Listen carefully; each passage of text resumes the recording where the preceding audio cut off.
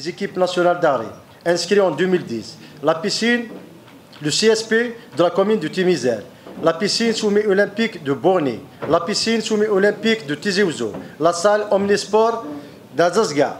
La piscine de proximité de Wadia.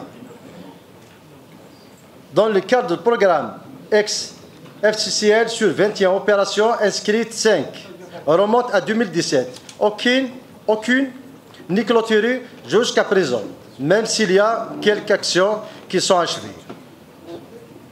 Il y a aussi un programme de 2017, à savoir l'étude, réalisation et équipement de 5 salles de sport, telles Dibika, Ouagnoun, Aïl Hammam, Aqbil et Lula Oumalou,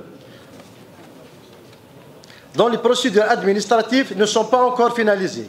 À cet effet, je vous demande, monsieur le directeur, de nous communiquer quand est-ce que ces travaux vont démarrer sur le terrain et quelles sont vos prévisions ou objectifs pour la réception de ce projet important pour notre jeunesse.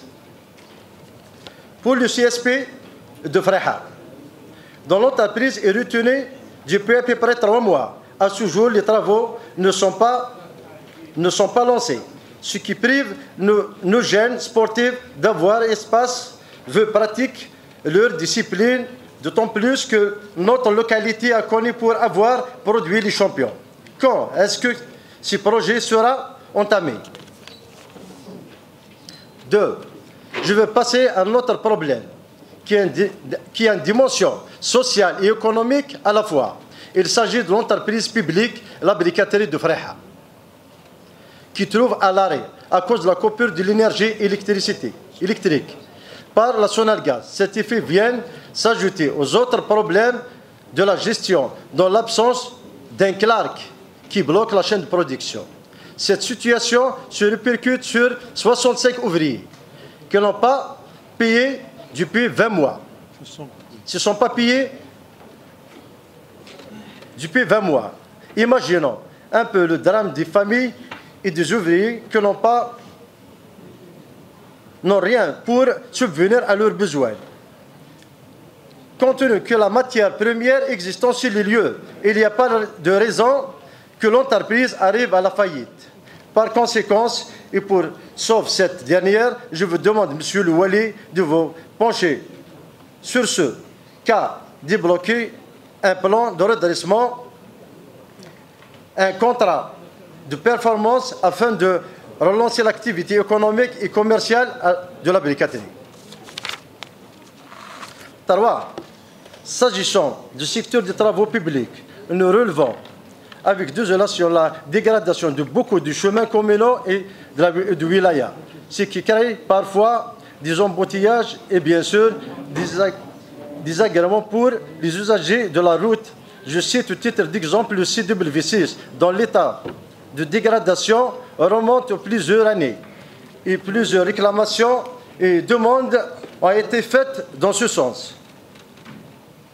La même chose pour le CW2, qui connaît actuellement la réalisation d'une conduite d'AOP nécessite une prise en charge afin de soulager la population.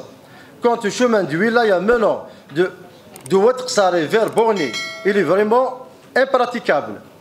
Le prétexte de déviation de cette route à cause du barrage de Soukhn-Tlata ne peut pas constituer un motif pour ne pas inscrire au moins une opération de la réhabilitation pour le bonheur des citoyens qui attendent avec impatience ce projet.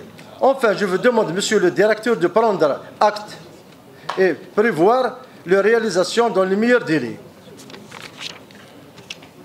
Pour terminer, monsieur le Wali, je vous informe que plusieurs citoyens dans les diverses communes sont confrontés à un blocage pour la régularisation de leur habitation dans le cadre de la loi 0815. Au motif que le terrain sur lequel est érigée la construction est une propriété de la commune, ayant fait l'objet auparavant de l'intégration dans les réserves foncières de la collectivité locale.